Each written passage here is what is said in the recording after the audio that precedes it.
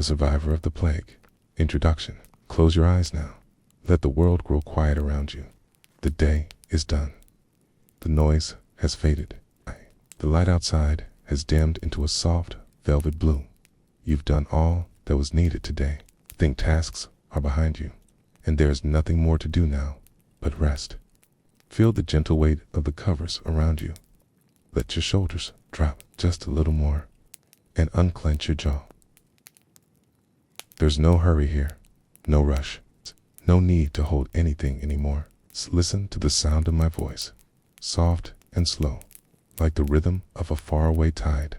Let your breath fall into that rhythm, in and out, like waves kissing the shore. Tonight, we journey far, not across land or sea, but through time itself. We travel back to a world lit by candlelight, where the stars were the only clock in the sky, and stories were passed, not in books, but in whispers by the hearth. The year is 1351. Europe has just endured its greatest sorrow. The Black Death has come and gone, but you have survived. And in the silence after the storm, strange, beautiful new world begins to emerge. So come now, let us walk that path together, gently, calmly, without fear, for what lies ahead is not the end, but a beginning. Part 1. The silence after the storm. The year is 1351. The scent of earth lingers in the morning air, wet from a week of gentle spring rain. But this spring feels strange. No laughter rings through the fields. No songs echo from the village tavern. No clatter of hooves, no market cries, no bells from the chapel tower. There is only stillness, and the soft, almost embarrassed chirping of birds, as if even they are unsure whether to sing. Your home, a humble cottage of timber and thatch, still stands. The hearth inside is cold. The woven blanket over your shoulders is thin. But you are alive, in a world emptied of its voices. Just a few weeks ago, the roads were thick with carts carrying the sick. The priests, once so proud, walked with hollow eyes and burnt incense as if it could hold back death itself. You remember it all, the fever, the coughing, the silence that followed when the coughing stopped. You remembered the fear in your mother's eyes, the way the village healer whispered prayers into each bowl of broth, hoping they might work this time. But the prayers didn't work. Not for your neighbors, not for your brother, not for the child who used to chase chickens past your door. And yet, you remained. Some say the ones who lived were blessed. Others say they were cursed. But today, as you open your door and look out over the empty paths, you feel something else entirely. Alone, not just lonely, but untethered. The rhythms of your life, tied to others, to duties, to rules, have unraveled. You listen for the sound of the blacksmith hammering iron. Nothing. You glance toward the fields where men once toiled from dawn until dusk. Nothing. The air feels too wide. It's open, like the world has exhaled and isn't sure how to breathe again. And yet, in that silence, strange new thing stirs in your chest. Not joy, not even hope, but space. Space for something new to enter. You step out, barefoot on the dew-soaked soil, and for the first time in your life, no one tells you where to go. You walk, slowly, softly, down a path once crowded with orders and obligation. And now, it belongs only to you. Part 2. A changed world. You walk farther than you ever have before. Past the cottage where the baker once rose before dawn. Past the empty mill, its wheel still creaking faintly in the breeze. Past the orchard where children used to sneak apples in the autumn dusk. The village is quieter than you ever imagined it could be, but not dead. It's not quite. There are signs of life, scattered like fallen petals, a curl of smoke from a chimney, a shutter creaking open as someone peers out. Another survivor, like you, waiting for the world to speak again. And then, one day, he returns. The lord of the manor, usually seen only on horseback, and from a distance arrives at your cottage on foot. He does not wear fine robes now, only a travel-stained tunic. He does not speak down to you as he once did. He speaks to you. His voice cracks like dry bark. He asks if you'll come back to the fields. Says the crops must be tended. Says there's land going fallow. Says he'll pay. Pay. Before the plague, no one paid a peasant. You gave your labor because you had to, because it was law, because the land bound you like invisible chains. But now the chains are broken, and he knows it. You look him in the eye. For the first time in your life, he looks away first. You say you'll return, but only if he doubles your grain. And he agrees, just like that, 'cause he has no choice. The fields are empty. The serfs are gone. The harvest won't wait. You feel it deep in your bones. Something shifting. This world, once built on unspoken rules and quiet submission, is unraveling at the edges. And in those threads, loose and unguarded, you began to weave something new. A new kind of power soon. Word spreads. In other towns, peasants walk off estates altogether. They leave behind the land that claimed them and head toward the cities. Places that were once only for merchants, nobles, and guildsmen. Some become craftsmen. Some become soldiers. Others become landowners themselves, buying up abandoned farms with a few silver coins they've been paid. A man who was once forbidden to read now listens to a merchant's son recite from parchment. A girl who once milked goats from dawn till dusk now helps sell wool in the market. The world has shifted. The old order, so tall and unmoving, has begun to tilt, and like sunlight creeping through a broken roof beam, opportunity pours through the cracks. You still wear the same rough spun tunic. You still sleep on a straw-stuffed mattress. But now you hold something in your hands that no peasant ever truly held before. Choice. Part 3. Rising from the ashes. The seasons turn, as they always do. Spring gives way to a gentler summer. The air grows sweeter, and the sun lingers longer over the hills. But the land feels different now. Not just emptier, but looser, like a rope that has come untied. And into that loosened world, something new begins to grow. You rise each day, not because a bell commands you, but because the earth calls softly, offering its yield for your effort. No one tells you how many rows to till. No one takes the best of your grain for the Lord's table. Now, when you sow seeds, they are your seeds. Now, when your hands ache from the plow, you know the harvest will be yours to claim. You barter your surplus in a nearby market town. You carry your goods wrapped in linen, and your head held higher than ever before. You meet others there, survivors like you, strangers who speak not like peasants, but like people who have seen death up close and know that life must now be lived differently. A new life emerges. You hear stories over tankards of weak ale, of entire villages abandoned, of empty monasteries where the bells have rusted silent, and in those abandoned places, people are building again. You hear of laws being challenged, of workers walking away from cruel masters, of women running inns, of boys once bound to fields, now learning to write letters for merchants. You feel something unfamiliar settling inside you, not just hope, but possibility. You trade more. You learn to mend your own boots, to cure your own meats, to speak with more confidence when you sell your goods. Soon, you find yourself saving coins in a little cloth pouch. Your coins, not owed to anyone, not tithed, not taxed, yours. And as the pouch grows heavier, so does your sense of worth. You begin to ask questions that once would have been dangerous. Why do they rule, and we serve?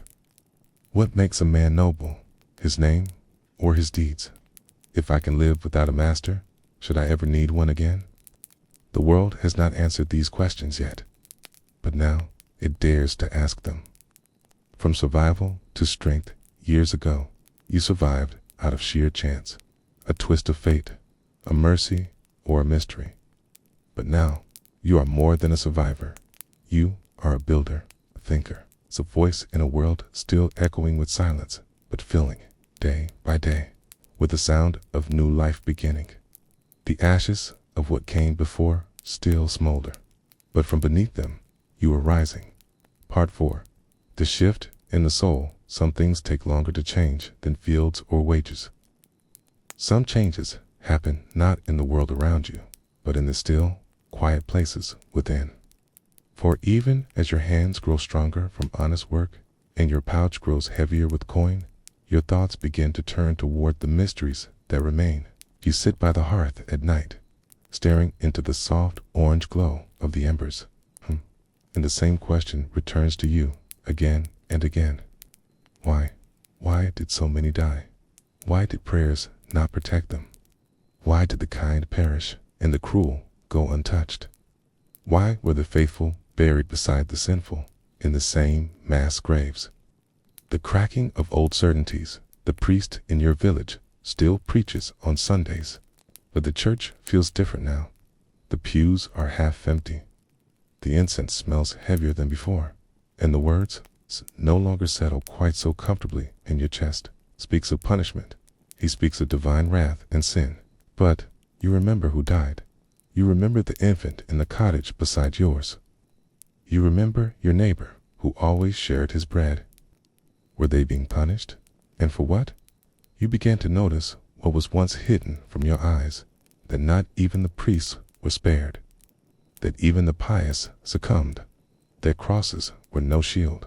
And so you begin to wonder, if death pays no heed to prayers, then where must we look for answers? Whispers of a new world. One day, a traveler arrives in the village, not a merchant, not a priest, but a man with parchment scrolls tied beneath his arm, and strange, gleaming instruments in a leather satchel. He does not wear robes or carry relics. Instead, he carries a notebook, and he listens more than he speaks. He speaks of pestilence, not punishment, of air and rats and fleas, tiny things that spread sickness unseen. He speaks of the body, not the soul, of what can be touched and measured and understood. You listen. You listen with your whole being, as if a door in your mind has opened and wind is rushing in. You ask questions. He shows you drawings, not of angels or saints, but of muscles, bones, lungs, hearts. You stare at the parchment as if it were sacred, not because it is holy, but because it is knowable. It's a quiet flame of doubt and curiosity. From that day on, you find yourself thinking differently. You begin to watch the way illness moves through people. You notice the changes in the seasons, the patterns in the crops. You observe and reflect, instead of merely accepting. It feels dangerous at first, this new way of seeing, but it also feels honest. And honesty is something you've learned to trust more than fear. The heavens have not changed, but you have. And in this quiet awakening, you sense the beginnings of something enormous, not loud or grand, but subtle, persistent, like a whisper carried on the wind. Not just survival, not just freedom, but understanding. And once it begins, you know it cannot be undone. Part 5. Art, Ash, and Awakening. The years drift by, softly, like mist, rolling across the fields at dawn. And though the land has begun to heal, though the laughter of children can once again be heard in the lanes, and the hum of market life has returned in gentle ripples, something deep and unseen has changed forever. Not in the soil, not in the sky, but in the soul of the world. Because after such sorrow, the human spirit does not simply return to what it was. It must find a way to speak of what was lost, of what endured, and of what it means to be alive at all. And so, it begins to paint the language of the lost. You first notice it in the chapel, where the new frescoes show not only saints with halos, but skulls, bones, grim, dancing figures, holding hands with the living. They call it the Danse Macabre, the dance of death. At first, it frightens you, but then you realize It is not mocking. It is not cruel.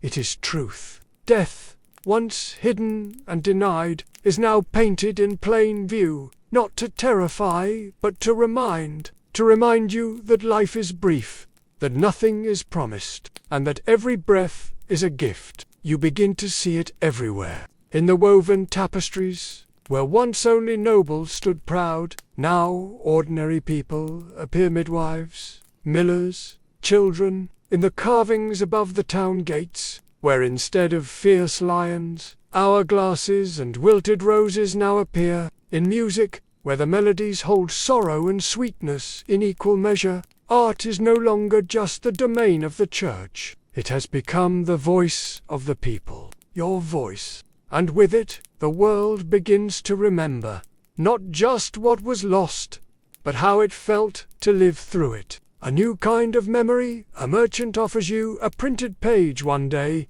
not handwritten by monks, but inked by machine. It holds a poem, a simple one, about grief and love, and a garden that grew wild after the plague. You read it slowly, lips barely moving, and when you reach the end, you feel something catch in your chest. Not sorrow, not joy, something in between. A feeling that doesn't have a name, but lives somewhere between the ashes and the light. You carry that poem with you for weeks, folded, softened by your touch, because in its quiet lines, you feel a reflection of yourself, of what you've seen, of what you've survived. You begin to realize this art, this poetry, this raw honesty carved into walls and stitched into cloth, it is healing the world in ways that grain and coin never could. Seeds of the future, the whispers grow louder now, that a new way of thinking is being born, that people in distant lands are studying stars, bones, machines, that ideas are blooming like spring wildflowers, uncontrolled, unstoppable. You do not know the word for it yet, but one day they will call it the Renaissance, and it will begin not in palaces or royal courts, but in small corners like yours, where quiet survivors stared at the sky and wondered, what now? The ashes of the old world are still there, but from them, from you, a brighter flame is rising, and the light it casts, it reaches farther than you could ever imagine. Part 6. A legacy in the quiet. The days pass like pages in a book now, slow and soft, but never silent. You are older. Your hands are worn and lined with the grooves of labor and time. Your hair, once dark and thick, now holds the gentle silver of passing years. But your eyes still shine with the quiet clarity of someone who has seen both endings and beginnings. You sit in the doorway of your home one evening, a cottage rebuilt with sturdier wood, with herbs in the window and a well nearby. You watch the sky shift into dusk. There is peace here, not perfection, not ease, but peace. The echoes of tomorrow, a child, your grandchild, perhaps runs barefoot across the path. They chase a dog. They laugh like sunlight. They do not know the sound of weeping bells. They've never seen a village emptied by silence, right? They've only heard the stories, told in gentle tones, beside warm hearths, about a time when the world almost stopped, and how it began again, because you lived, because you chose to keep going, to learn, to question, to grow. They ask you questions sometimes. Did it really get that quiet? Were the priests afraid to? Is it true people thought the stars could help cure the sickness? You smile and nod slowly, not with sorrow, but with softness. You do not tell them everything. You let them believe, for now, that the world has always been as it is now, gentler, fairer, filled with color and sound, 'cause that, too, is a kind of legacy. Not just surviving tragedy, but protecting innocence, flame in the darkness. At night, you still light a candle before bed, not out of fear, but habit. The tiny flame dances. It reminds you of the faces you've lost, the love you held, the days that nearly broke you, but also of the moments that mended you, the soft touch of a friend's hand, the laughter that returned slowly, the first time you planted seeds and knew they were yours. You whisper a name or two, just for yourself, just to remember, 'cause though no statue may ever be built in your name, and no book may carry your story, you know something greater. You lived when others could not. You changed when others would not. You brought light into a world that had gone dark. The night takes you so now. Rest. Lay back beneath the quilt that smells faintly of lavender and dust. Let the hush of night settle over you, like a blanket woven from stars and memory. Feel the steady rhythm of your breath, slower now, deeper, like the calm waves of a far-off sea. You are safe, you are warm, you are home, and the world is better because you are in it. Let go now, drift softly. You've earned this peace. Good night, dear one, and dream well.